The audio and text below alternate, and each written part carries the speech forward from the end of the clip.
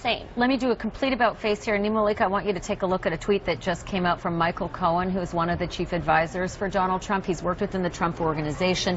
He said this: the NBC Wall Street Journal poll has @real Donald Trump beating crooked Hillary on honesty and national security.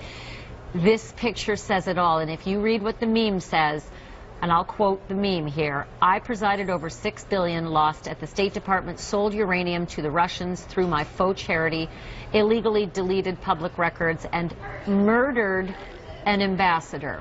This show is called Legal View because we know a thing or two about the law, and Michael Cohen is a lawyer. That there is libel. To suggest that a woman murdered an ambassador, look, it's not as though Hillary Clinton's team is about to go and launch some litigation on this, but that's pretty strident stuff. It is strident, and I think it again goes to what has been Donald Trump's problem, this very sort of undisciplined, shoot-from-the-hip campaign, and Michael Cohen, again, isn't affiliated officially with that campaign, but he's been a long-time aide to Donald Trump. I remember covering Donald Trump in 2012 when he was sort of pretending that he was going to run for president back then in New Hampshire, and Michael Cohen was there.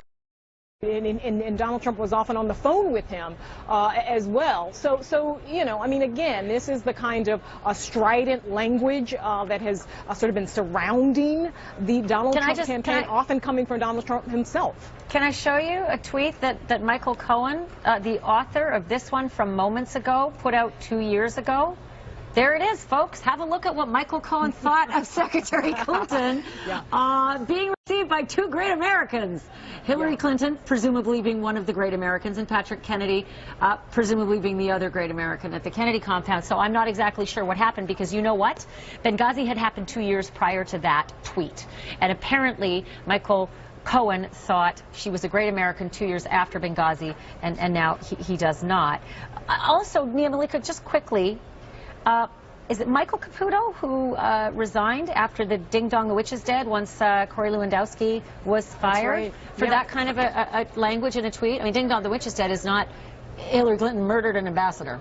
Yeah, I mean, again, Cohen isn't officially affiliated with this campaign, and Caputo decided to step down because he thought he was going to be a distraction to the campaign after he tweeted out that reference to the Wizard of Oz in relation to Corey Lewandowski. So we'll see what happens. I mean, we've heard things like this emanating from the Donald Trump sort of orbit, and so it's not really a surprise, and we'll see if there's any sort of pushback from the campaign to Cohen.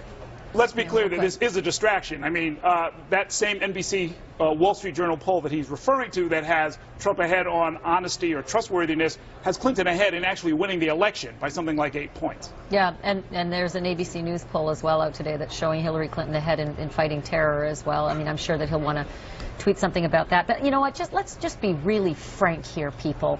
Don't call someone murderer of an ambassador, for God's sake.